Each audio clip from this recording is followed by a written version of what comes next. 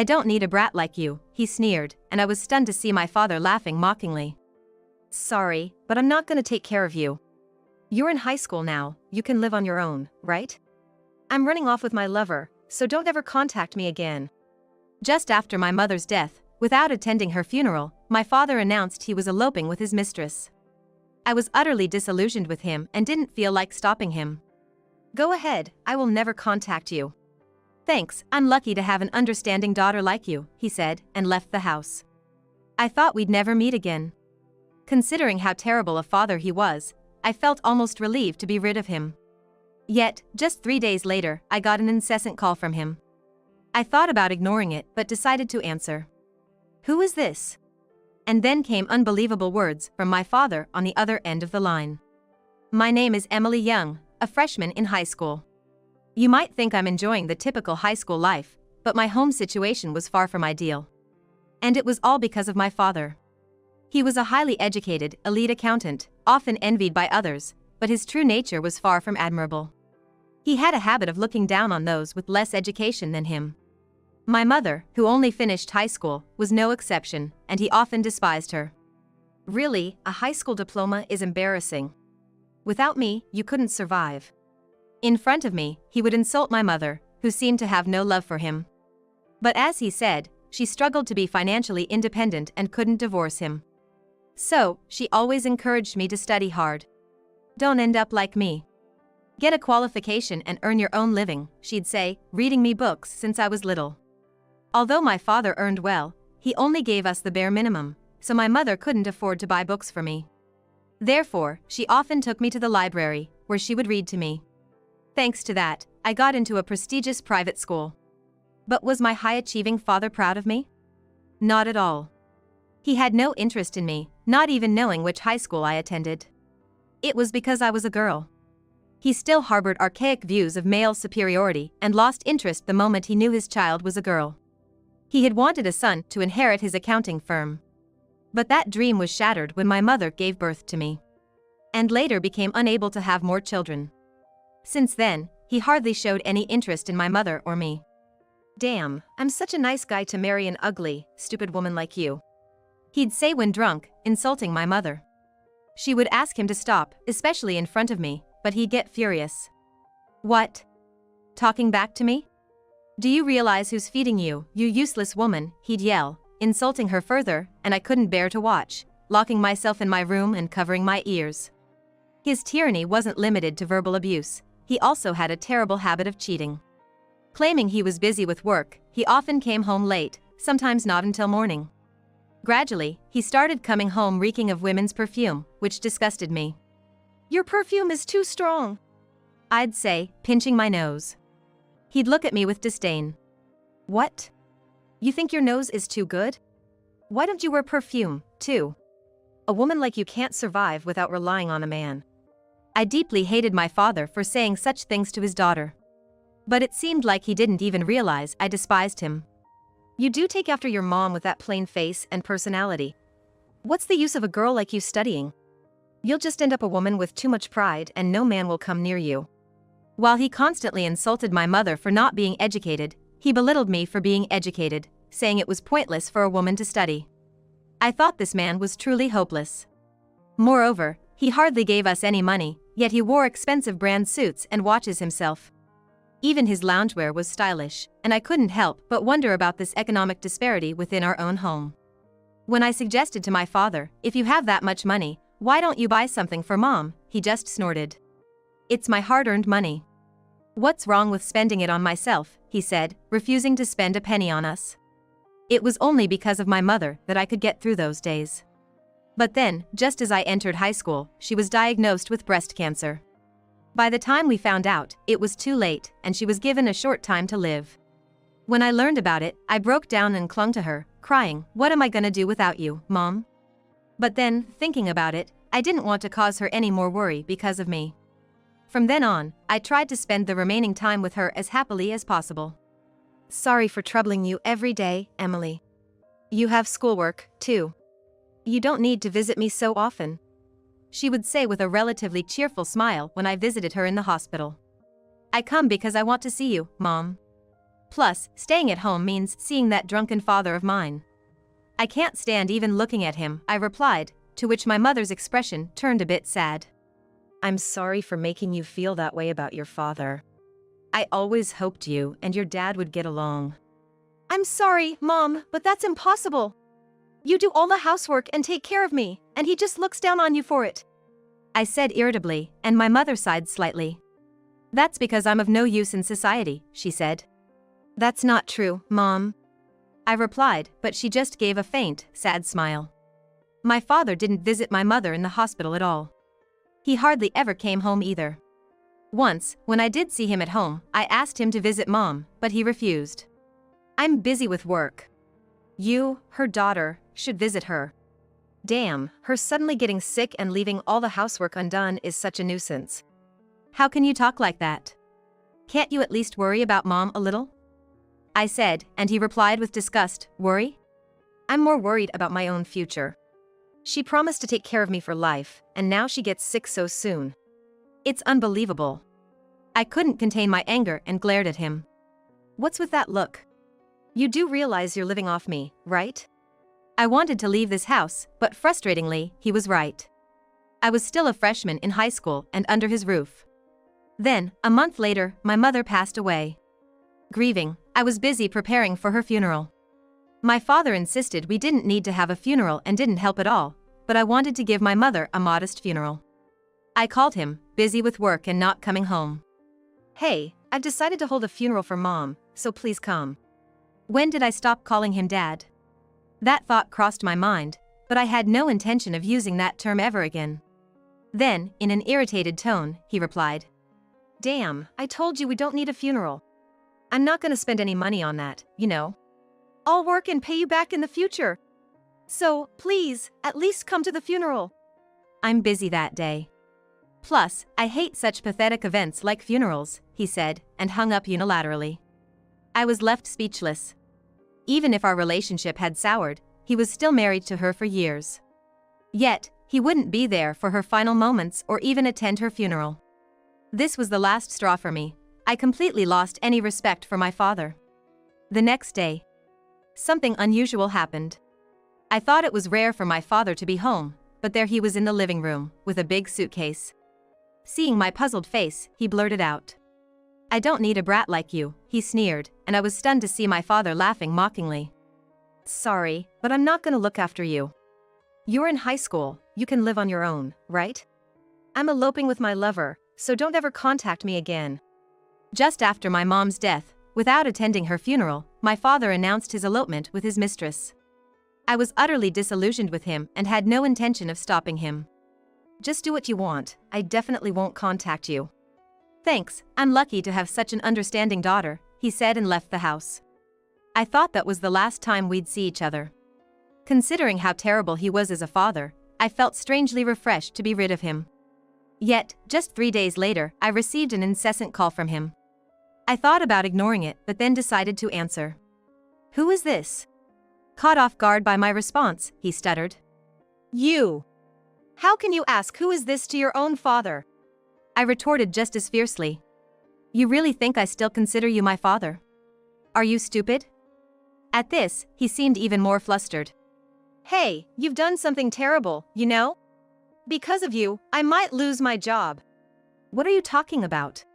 I haven't done anything. Weren't you the one who said never to contact you again? I replied nonchalantly. Then, at the peak of his anger, he shouted over the phone. Is this really the time for that? I know it's your doing. Listening to him huffing and puffing in anger, I couldn't help but laugh. Yes, he was right. The predicament he found himself in was my doing. This goes back to before my mom was diagnosed with breast cancer. Fed up with my father's constant infidelity, I decided to gather evidence of his affairs by looking through his phone. When he was drunk, he often carelessly left his phone unlocked and fell asleep. I quickly took his phone from his hand and started sifting through the photos. There they were, countless photos of my father with a woman who seemed to be his mistress. I saved those photos to my phone. Then, I set out to uncover the identity of this mistress. But being a high school student, my options were limited. As I was pondering what to do, a close friend mentioned, you know, my friend's cousin is a private detective.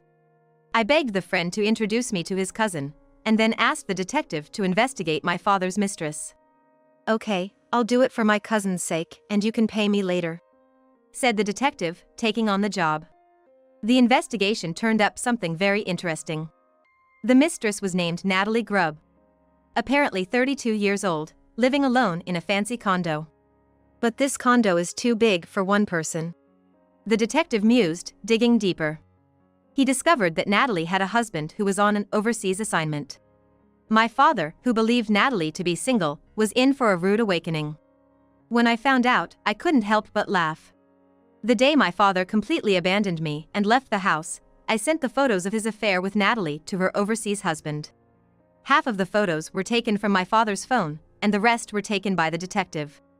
And then, probably a furious call from Natalie's husband reached my father. I could hear his excited voice on the phone. "A letter was included in the photos sent to Natalie's husband, right? Your wife is having an affair with my dad. You wrote and sent that, didn't you?" "Yeah, you heard about that?" "Well, it can't be helped." "Yes, I did it, but what about it?" "I just told the truth," I said, and he was at a loss for words, trembling with anger. "By the way, planning to elope without even knowing she was married, that's just stupid," I added, which seemed to infuriate him further. "What do you mean stupid talking to your parent like that? What you did is not just telling a husband about his wife's affair. It's more serious than that," he said gravely. Curious, I asked in a puzzled tone. What do you mean?" "That's the problem, you don't understand the gravity of the situation," my father continued, his voice trembling. "Natalie's husband, he was an important executive at a major client of my company." "No way, really?"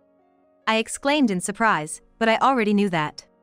Unaware of this, my father lamented in a dark tone. "Oh, I'm finished. How did it come to this?" The detective's investigation had revealed that Natalie's husband was an executive at S Corporation, a publicly listed company, and a key client of my father's firm. When I learned that S Corp was a major client of my father's company, I felt a thrilling sense of excitement. This was my chance for revenge for my mother. "Natalie's husband stormed into the office yesterday. He spread the affair photos of me and Natalie all over the company. I was so shocked, I froze for a moment." "Serves you right," I said coolly. "Quiet. You have no idea how much contempt I faced from my employees. Me, the president, being ridiculed by those lower-level employees, it's humiliating." I couldn't help but laugh at his words. My father, always so proud and looking down on everyone else, was now scorned by his own employees. The irony was too much. "Then, the president of S Corp called and said they're ending their business with us." "Wow, that's serious." "You really don't get it, do you? It's not just that. After S Corp pulled out, all my employees submitted their resignations." I was shocked at his words. "Everyone? Why would they do that?" "Because without S Corp, my company is finished." "Is that so?" My father's accounting firm was a small office with about 5 employees. He was in charge of sales, but he hated it due to his high pride. Apparently, almost all the firm's revenue came from S Corp. The employees, fed up with my father's tyranny, must have decided to leave en masse once S Corp withdrew. I was surprised that things had escalated to this extent. But given everything my father had done, it felt like just desserts. Natalie had left him, his employees were gone, and my father was now completely alone. He had always been indifferent to my mother and me, but it turned out he was weak to loneliness, which probably led to his repeated infidelity. Feeling lonely, he suddenly made an outrageous proposition. "Well, it's fine. I was thinking of coming back home anyway." "What do you mean?" "Well, I've broken up with Natalie, and I'm all alone now. I thought I'd come live with you." His audacious suggestion was revolting to me. How could he have the nerve to come back now? As if we could ever live together harmoniously after everything. "There's no way I'm living with you. I don't want to live with you at all." I flatly rejected his proposal. Yet, seemingly oblivious to how much I despised him, he clung to the idea. "Don't be so stubborn, you're still in high school, aren't you? Still a child. You should want to live with your parent, right?" The audacity of his statement was astounding, especially after he'd said I could live on my own because I was in high school. How can he shamelessly say such a thing? Unfortunately for you, I can live just fine without you. In fact, my life would be a mess with you around, so don't you dare come back. I said, and he became angry. What are you talking about? That house you're living in is my house. It's only natural for me to return. No matter what you say, I'm definitely coming back. Faced with that reality, I had no choice but to concede. That's true, this house is in my father's name, so I don't have the right to refuse him. That's true. I reluctantly agreed, saying that. Hearing my resigned response, he sounded relieved. Right? So, from now on, let's live together as a family, just you and me. To his cheerful suggestion, I coldly retorted. No, it's fine. I'll be leaving. What? What do you mean? Where are you planning to go? My father asked, surprised by my words. I'm going to my grandparents' house in Nebraska. Living with you? No thanks. It's my mom's parents' place. When I had learned about Natalie being married, I suspected my father would eventually return to this house. So, I had already contacted my maternal grandparents in Nebraska as a precaution. They gladly agreed to take me in. My father's parents, much like him, were selfish and unmanageable, so I barely kept in touch with them. Hearing this, my father sounded troubled. Don't say that. We're the only family we have. I'll change my ways, let's live together, he insisted, but I said. I know what you're up to. You just want me to take care of you, right? You're just worried about being alone and dying alone, I accused him. No, that's not true. Look, you said you want to go to college, right? I'll pay for it. If you don't live with me, I won't pay. Are you okay with that? Faced with his intimidation over the phone, I replied simply. I'm fine with it. What? Don't be so stubborn. Planning to work part-time while attending college? It's hard, you know. Just give up on that idea. As usual, my father belittled me, but I informed him. I have the life insurance money that Mom left me. What? He sounded completely taken aback. Life insurance? You mean she had a policy? Yes. Yes, after my mother passed away, she had made sure I wouldn't struggle financially by taking out a life insurance policy.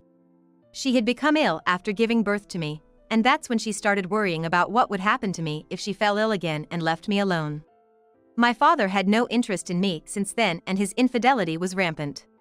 She was worried that after she was gone, he wouldn't provide me with enough money for college or even basic living expenses.